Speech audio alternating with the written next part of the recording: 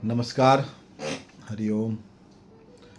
बात तो ज्योतिष की ही होगी, लेकिन ज्योतिष का स्वरूप अगर व्यावहारिक रूप से समझा जाए और जीवन जो हम लोग जी रहे होते हैं, दैनिक जीवन में जिस तरह की चीज़ें होती रहती है, परिवार में, समाज में, देश में, उन सब चीज़ों को अगर हम गहनता से सोचते हैं, समझने की कोशिश करते हैं, तो ज्योतिष बहुत आसानी से समझ में आ जाता है। और अगर इसे बहुत क्लिष्ट सूत्रों के अनुसार अगर समझते हैं, जो मुनियों ने, ऋषियों ने सूत्र के हिसाब से लिखे हैं पुस्तकों में, वो तो हैं ही, लेकिन समझने के लिए आपको व्यावहारिकता लेना होगा।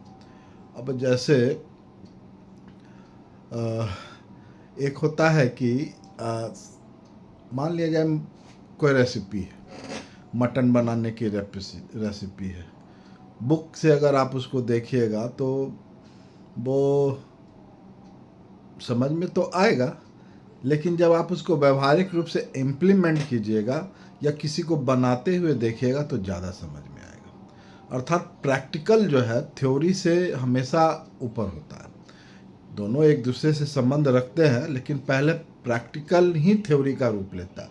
कोई चीज़ किया जा रहा है, गलती से कुछ और हो जाता है और वो लिख दिया जाता है। ये आप बहुत बहुत जो खोजे हुए हैं वैज्ञानिक यूरोप में या कहीं भी, तो जो संस्मरण लिखा गया है उन वैज्ञानिकों के द्वारा, तो ऐसा बहुत जगह है कि हमने जाना था जापान और पहुंच जाते हैं चीन।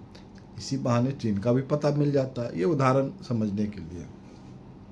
अब देखिए, बात सुख की ही की जाए, क्योंकि भाई जीवन का उद्देश्य सुख प्राप्त करना है। हर मनुष्य को सुख अलग अलग तरीके से महसूस होता है। अब वो कहते हैं ना, एक बहुत अच्छा शेर है कि हर उम्र में शौक होते हैं जुदा, बचपन में खिलौने, जवानी में मासूक और बुढ़ापे में खुदा। अर्थात आपकी अवस्था क्या है, आप पात्र कैसे हैं, है ना। देश काल पात्र जो ज्योतिष का एक महत्वपूर्ण अंग है, उस हिसाब से तो देखा ही जाना है, सुख के लिए, दुख के लिए। तो अब देखिए, कर्म आधार है। आप कुछ खाएं, मान लिया जाए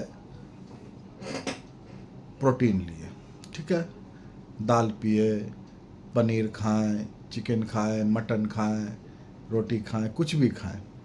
शरीर मुंह के द्वारा जीभ स्वाद लिया, दांत काटा। अब ये तो बाहर का चीज़ दिख रहा है, अंदर जाके वो किस तरह से पोषक तत्वों में बदलता है और वो पोषक तत्व किस तरह से अंत में वीर्य में बदलता है ना, ये हम लोग देख नहीं पाते, लेकिन होता तो है। और उसी का अवशिष्ट पात जो अंग होता है, भाग होता है, वो मल बनता है और वो निकल जाता है। शरीर इस तरह से रचना की गई है, इस तरह से काम करता है कि वो ऑटोमेटिकली हो जाता है, आपको करना नहीं पड़ता है, हो जाता है। सांस जैसे आपको लेना नहीं पड़ता है, ले लिया जाता है। उसी तरह से जीवन में बहुत ऐसे काम हैं, बहुत ऐसी चीज़ है जो होना होता है, करना नहीं होता। आपका एक्सीडेंट होता है, करते नहीं है। अब कौन चाहता है कि मेरा एक्सीडेंट हो जाए, लेकिन हो जाता है। कौन चाहता है कि बीमारी हो जाए, लेकिन हो जाता है।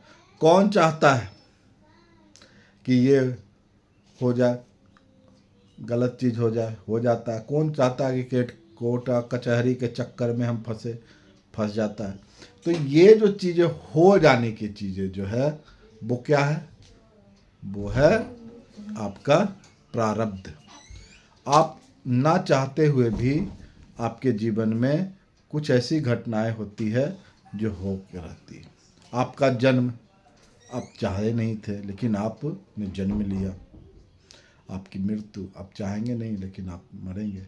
अब मृत्यु से लेके, जन्म से लेके मृत्यु तक जो समय बीतता है, उसमें आप अपने लिए तो हर चीज़ अच्छा ही चाहते कि हो नहीं पाता है। क्यों? क्योंकि ये जो प्रारब्ध है जीवन का, जो आपका 12% कहा जाता है 100% में, वो आपको बाध्य करता है बाकी के चीज़ों को होने करने के लिए। प्रारब्ध बदला नहीं जा सकता, प्रारब्ध बदला नहीं जा सकता। तो क्या किया जाए? देखिए, कोई भी चीज़, दुख की बात हो रही है तो दुख जब आपको महसूस हो रहा है कि किस कारण से है, मान लीजिए पैसे की कमी है, तो पैसे की कमी है, आप प्रयास कर रहे हैं, किस दिशा में प्रयास कर रहे हैं, आप क्या करते हैं। अब जैसे अंबानी को कमी होगी तो 100 रुपये 200 रुपये की तो नहीं होगी, उसकी कमी लाखों डॉलर करोड़ों डॉलर में जाएगी, पात्र अलग है वो। एक रिक्शे वाले टोटो वाले की कमी 1000 5000 होगी, वो पात्र अलग है। हम आप मिडिल क्लास लोगों लाख में जाएंगे, बहुत हुआ तो करोड़ों में जाएंगे, डॉलर, और वो डॉलर के में तो नहीं जाएंगे। तो हर व्यक्ति का दुख भी अलग होता है। शरीर जो है 2 पार्ट में है, ऐसे 3 पार्ट में कहिए। एक ये पार्ट, एक यहाँ से लेके कमर तक का पार्ट, एक कमर से लेके नीचे तक का पार्ट। कमर घुटने से नीचे का अंग अगर कट जाए तो मृत्यु नहीं होगी, समझे आप?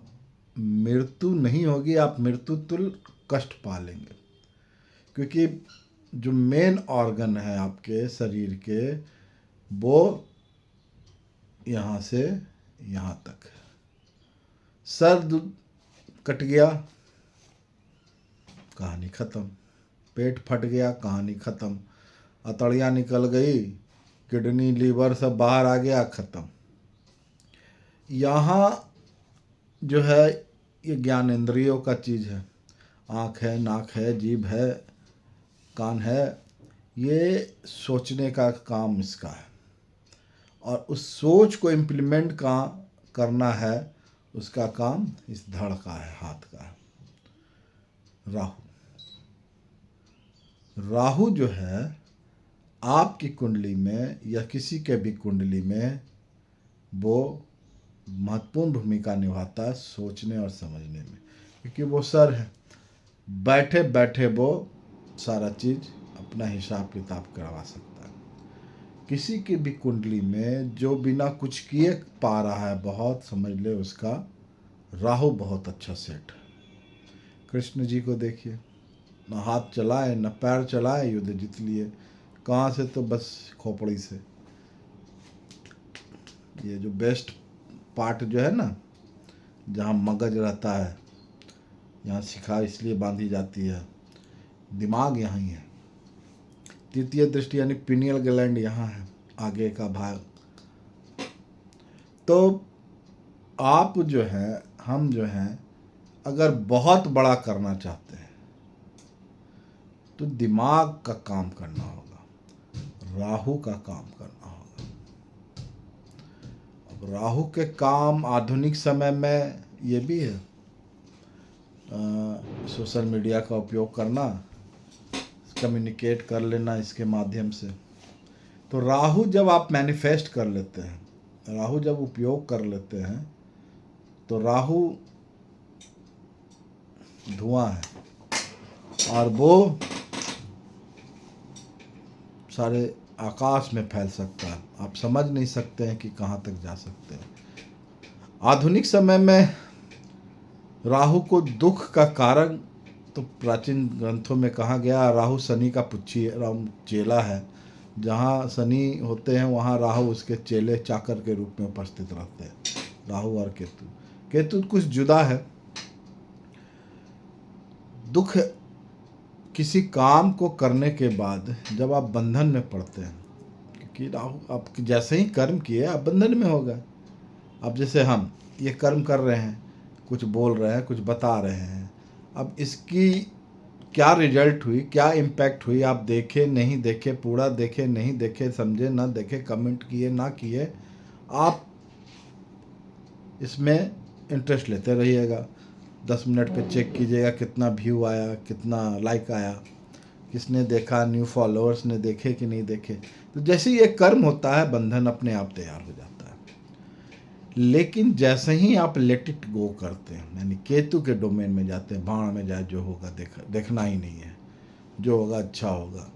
मतलब जहां आपने ये सोच लिया कि फर्क नहीं पड़ता है ढेले का भी, जो होगा देखा जाएगा, आप बंधन से मुक्त हो जाते हैं। केतु, अगर आपको किसी कर्म के फल को लेकर चिंता है तो आप समझ गए कि आप राहु के चक्कर में हैं।